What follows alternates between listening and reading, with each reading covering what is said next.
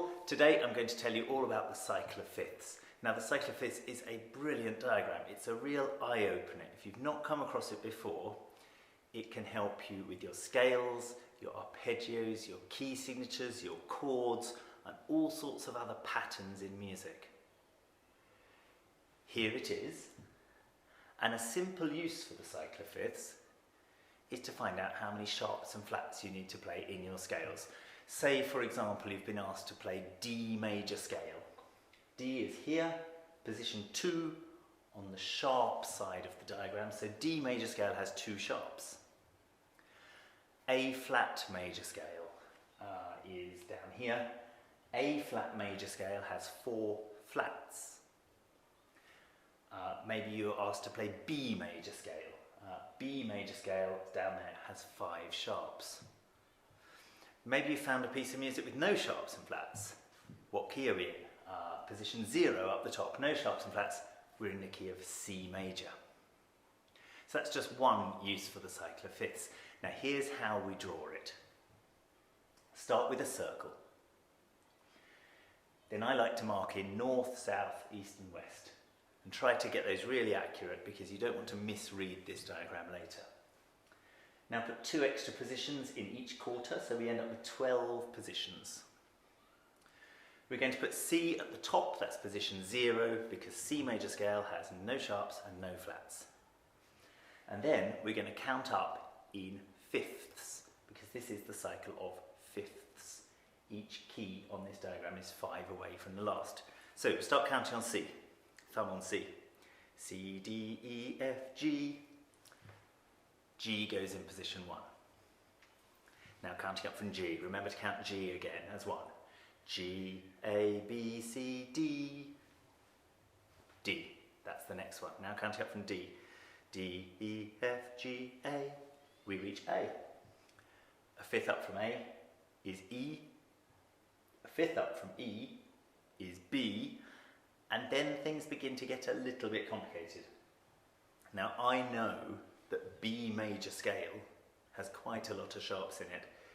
B, C sharp, D sharp, E, F sharp. The 5th note of B major scale is actually an F sharp. So we put an F sharp down here at the bottom of the diagram. The more you use the cycle of fifths, the more you'll understand why that has to be an F sharp. Now we're going to scoot back up to the top and we're going to count 5 notes down from C. C, B, A, G, F. We're going to put an F there. Now we're going to go 5 notes down from F. F, E, D, C, B flat. If you already know your scales, you'll understand why there's a B flat there. If not, don't worry, there is a B flat there in that position. 5 notes down from B flat is E flat. The next one is A flat. The next one is D flat. The next one is G flat, which is exactly the same note as F sharp. So our cycle of fifths joins itself. Now I'm going to number it. We've already said C major has 0 sharps and flats, so 0 at the top. 1, 2, 3, 4, 5, 6, 5, 4, 3, 2, 1. And then we have our complete cycle of fifths diagram. Now here's how to draw it quickly. Start with the circle, and then if you remember those rhymes from the last video, Father Christmas gave Dad an electric blanket, blanket exploded and Dad got. So you can just memorise this diagram quite quickly. If you don't know what I was going on about there, Father Christmas, do watch the last video on the topic of key signatures where I introduced that rhyme to you. Now the cycle of fifths, combined with what I taught you in the last video about key signatures, is an awful lot of knowledge, an awful lot of information that's essential for understanding music theory, major scales, minor scales, chords, everything. So do take some time to try to understand how this diagram works. At the piano, starting at C, play each note of the cycle of fifths, travelling around anti-clockwise. C, F, B flat, E flat, etc. Now take a fragment of melody, perhaps C, B, C, on a journey around the cycle of fifths. At last, we're on to my favourite chapter of the book, the cycle of fifths. Now, the cycle of fifths is just the best diagram conceptually and as a way of structuring your practice and just learning everything there is to know about music. If you've not yet bought this book, there's More to Playing the Piano by David Hall. Do get yourself a copy and turn straight to this chapter, because the cycle of fifths is a wonderful thing. We're going to start very systematically by playing each note in turn. We're going to start with C, then F, then B flat, going anti-clockwise. The reason we're doing that is that if we play this way round, we're going to gradually get sort of more relaxed. Whereas if we go this way round, it gradually gets more tense and more excitable. So, I'm just going to play a single note, C, then F, then B flat, E flat, around the cycle, A flat, D flat, F sharp, B, E, A, D, G, C. That's day one.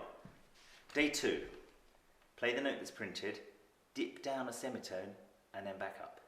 So, C, B, C, then you move on to F, and a semitone down.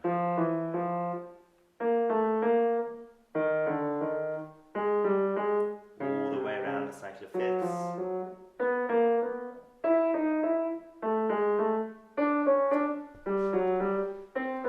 And back to where you started. Day three, we're going to do the note that's printed. So we'll start with C, and we'll go up a tone, 2 semitones. So C, D, C.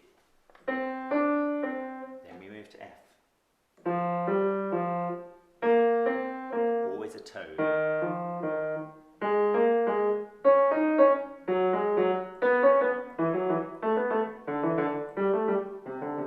Now I just practiced all my scales in under 10 seconds, because all your scales, whether they're major or minor, start with a step of a tone.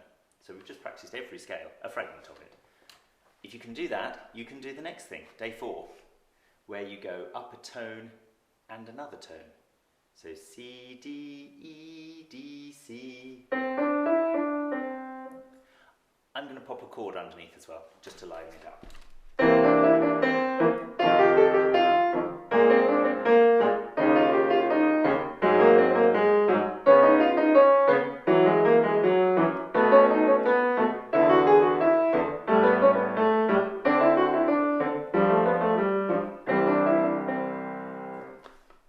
If you know all your chords, you can do that as well.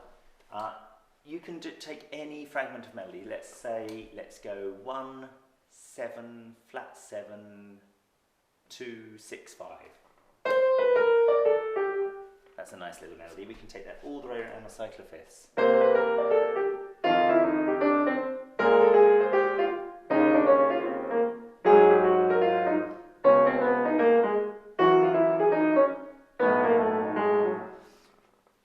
Helps you with your transposing, with your improvising, with your general understanding of music, to practice taking those fragments of melody on a journey around the cycle of fifths. And it's a really good fun way to practice all your scales.